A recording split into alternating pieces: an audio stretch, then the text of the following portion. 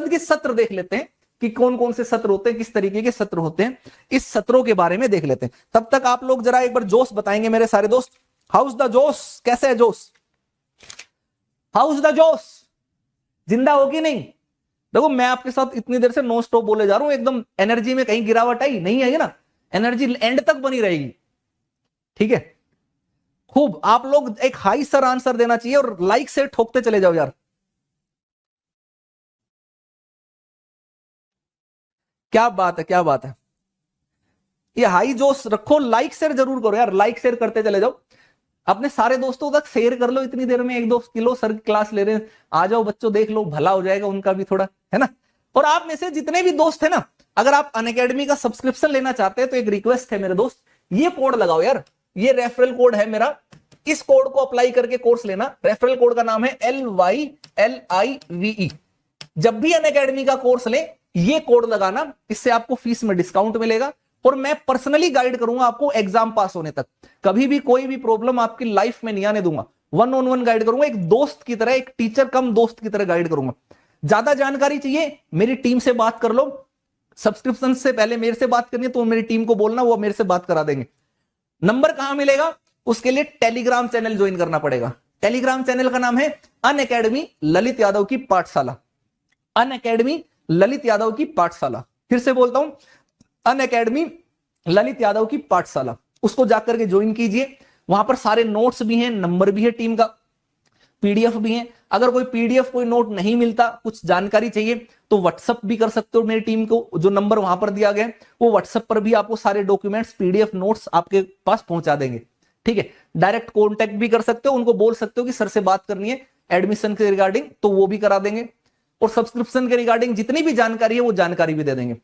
Referral code याद रखिएगा, ये अप्लाई करना है जब भी कोर्स लें, कभी भी लें, जब भी लेना चाहें, कोड के रूप में LY लाइव लगाइएगा, ये रिक्वेस्ट है, आपके साथ एंड तक बने रहेंगे, ठीक है जी? चलिए आगे चलते हैं।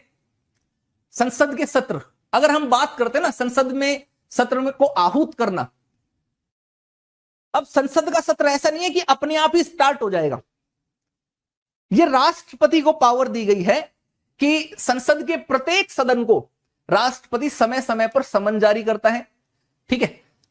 उनको बुलाता है, मिनिमम कम से कम साल के अंदर एक सदन के 2 सत्र, 2 वो तो होनी ही होनी चाहिए, ठीक है? अधिकतम अंतराल एक सत्र से दूसरे सत्र के बीच में 6 महीने का हो सकता है, 6 महीने के से ज्यादा का गैप एक सदन की 2 बैठकों के बीच में नहीं होना चाहिए, ठीक है?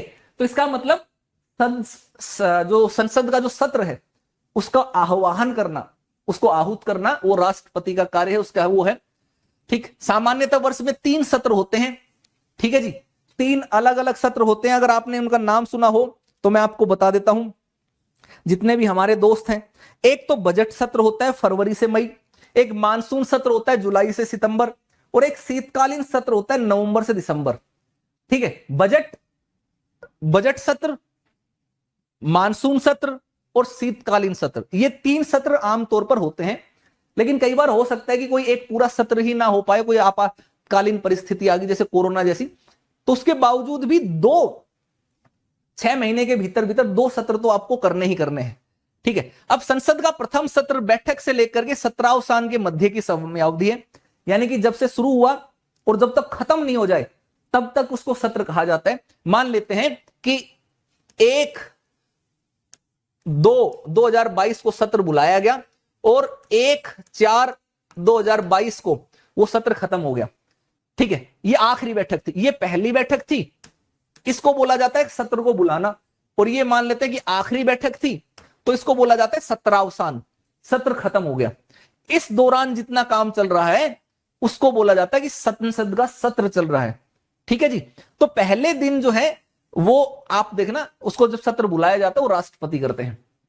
सत्रावसान, उसको समाप्त करने का काम जो है वो भी आप देखेंगे, वो भी राष्ट्रपति ही करेंगे। अब बात कर लेते हैं स्थगन।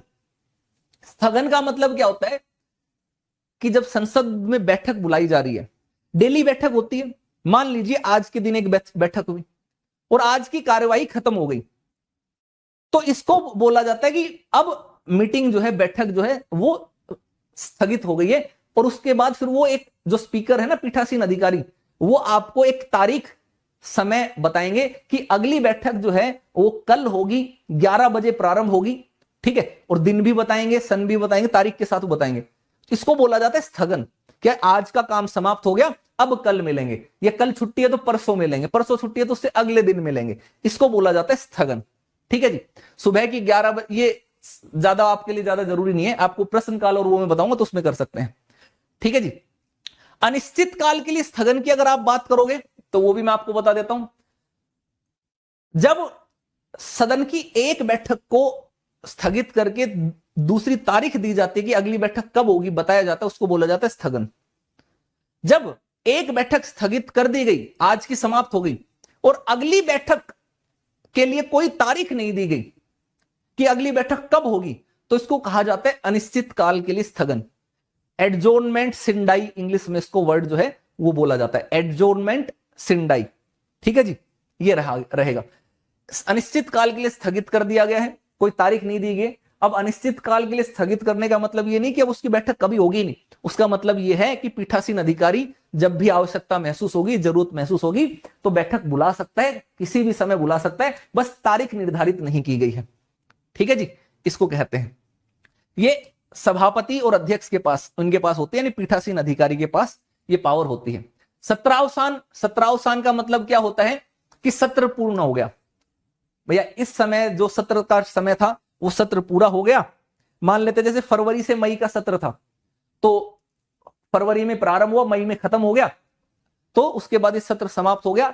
अब सदन की बैठक नहीं होगी, अब अगली बैठक जो है अगले सत्र में होगी। ठीक है जी। अब हम मानसून सत्र में लाएंगे, फिर मानसून का काम खत्म हो जाएगा, फिर कहेंगे शीतकालीन सत्र में। इसको कहा जाता है सत्रावसान। अब सत्रावसान बड़ा इंटरेस्टिंग चीज है। देखिए स्थगन कौन करता है, सभापति या स्पीकर, ठीक है, पीठासीन अधिकारी। अनिश्चित काल के लिए स्थगन कौन करता है, वो भी पीठासीन अधिकारी, प्रिजाइडिंग ऑफिसर करते हैं। लेकिन जो सत्रावसान है, सत्र को जो एंड कर देते हैं, ये काम करता है राष्ट्रपति, प्रेसिडेंट करेगा। ठीक है, ये राष्ट्रपति के पास पावर है। ठीक, अब आ जाता है विघटन। विघटन पर जाने से पहले हमारे एक बहुत ही प्रिय राष्ट्रपति, भूतपूर्व राष्ट्रपति के कुछ मोटिवेशनल से थॉट आपके लिए, जो आप सबके लिए, खास करके आप सभी जितने भी हमारे दोस्त हैं। देखिए कि अगर आप सूरज की तरह चमकना चाहते हो तो पहले सूरज की तरह जलना सीखो। देखिए हर कोई बनना चाहता है आईएएस, बड़ा आदमी, लेकिन कोई ऐसे ही आईएएस बड़ा आदमी या बहुत सक्सेसफुल पर्सन नहीं बन जाता है। उसके लिए मेहनत करनी पड़ती है, अपने आप को झोंकना पड़ता है। ठीक है, चना तभी बनता है जब वो भाड़ में जाता है। भाड़ का मतलब यूं मत समझ लेना जैसे तुम लोग डायलॉग मारते हो, भाड़ में गए, भाड़ में गए। ठीक है, मेहनत करोगे तो फल मिलेगा, तो बहुत सारी चीजें तुम्हें मिलेंगी। हीरा, तुम्हें लगता है हीरा जो देखते हो, डायमंड आप लोग देखते हैं, वो ऐसे बन जाता है, कितना ज्यादा उसको तपाना पड़ता है, कितना ज्यादा तपने के बाद वो हीरा बनता है, तब इसलिए उसकी कीमत इतनी महंगी होती है। ठीक, तो वो वाली सक्सेस चाहिए ना, वो वाली मेहनत, वो वाला चारित्र चाहिए, तो उसके बाद आपको उसके लिए खुद के ऊपर मेहनत करनी पड़ेगी, दिन रात मेहनत करनी पड़ेगी, हिम्मत नहीं हारनी है, आगे बढ़ते चले जाना है पॉजिटिव एटीट्यूड के साथ, पॉजिटिव एनर्जी के साथ। और बाकी मैं हूं ही आपके साथ। कभी भी मोटिवेशन डाउन हो ना आपका, कभी भी लाइफ में मोटिवेशन डाउन हो, समस्या है, आप मेरे को इंस्टाग्राम पे फॉलो कर लो, ललित यादव की पाठशाला के नाम से है। फेसबुक पर फॉलो कर लो, टेलीग्राम पर ज्वाइन कर लो ललित यादव की पाठशाला को। वहां पर आपको इतनी मोटिवेशनल चीजें मिलेंगी, मोटिवेशन का खत्म ही नहीं होगा डोज। इतनी सारी चीजें बेहतरीन देखने को मिलेंगी लाइफ के बारे में, रियलिस्टिक चीजें। मोटिवेशन ही मोटिवेशन बना रहेगा। ठीक है, लेकिन फॉलो करो ललित यादव की पाठशाला को, जुड़ो हमसे। चलिए, तो विघटन की बात करते हैं। विघटन का मतलब है कि अब काम खत्म, खल्लास, अब कोई नई बैठक नहीं होगी, कोई नया सत्र नहीं होगा, अब तो नया चुनाव होगा, और नए चुनाव में नई लोकसभा बनकर के आएगी, और नई लोकसभा में उसी की पार्टी को बहुमत मिलेगा जिसने पिछले 4-5 साल के अंदर जनता की सेवा की, जनता पे प्रभाव जमाया, वेलफेयर स्टेट के लिए कार्य किया। ठीक है, तो राज्यसभा कभी भी विघटित नहीं होती, आपने देख लिया था, क्योंकि स्थायी सदन है। ठीक है, लोकसभा जो है इसका विघटन होता है, इससे इसका जीवन काल समाप्त हो जाता है, यानी कि लाइफ खत्म, काम खत्म, सरकार खत्म, सब कुछ खत्म। अब सारी चीज नए सिरे से होगी। जिस तरीके से इंसान की मृत्यु हो जाती है, ऐसे ही यहां पर मान लेते हैं कि वर्तमान लोकसभा की मृत्यु होगी, खत्म हो गया मामला। अब उसको दोबारा से जन्म लेना पड़ेगा, पुनः अवतार लेना पड़ेगा, ठीक है। तो ऐसे ही नई लोकसभा बनती है, नए चुनाव होते हैं।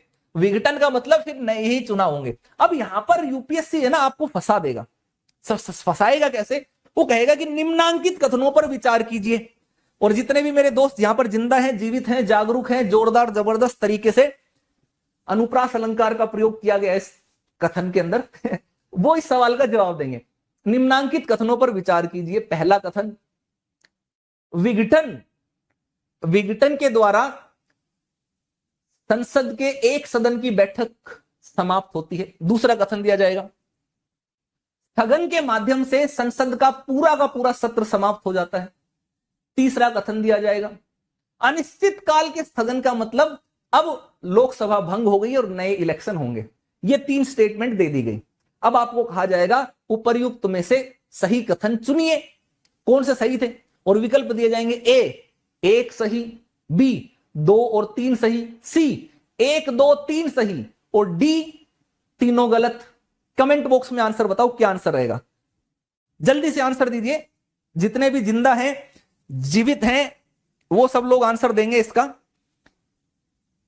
क्या बात है, क्या बात है, बहुत बढ़िया। आंसर आना शुरू हुआ, कुछ लोगों ने आंसर देना शुरू किया।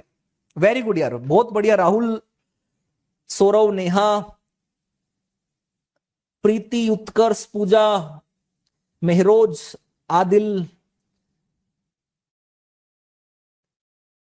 कृतिका, और भी जितने भी दोस्त हैं, सागर, ममता, जिन जिन का भी नाम है, गजल, नील, कामेश्वरी, दुर्योधन, पूजा, ध्रुव, पिट, और जिनका भी नाम जल्दी जल्दी में निकल गया, ध्यान। तीनों स्टेटमेंट गलत हैं, एक भी स्टेटमेंट सही नहीं थी। डी इसका करेक्ट आंसर आएगा, तीनों गलत। इसका मतलब आप में से मैक्सिमम लोग सो रहे थे, नींद में थे। एक भी सही नहीं है भाई, सारी की सारी गलत हैं, ठीक है। इसका मतलब इसको आपको दोबारा से रिवाइज करके देखना है।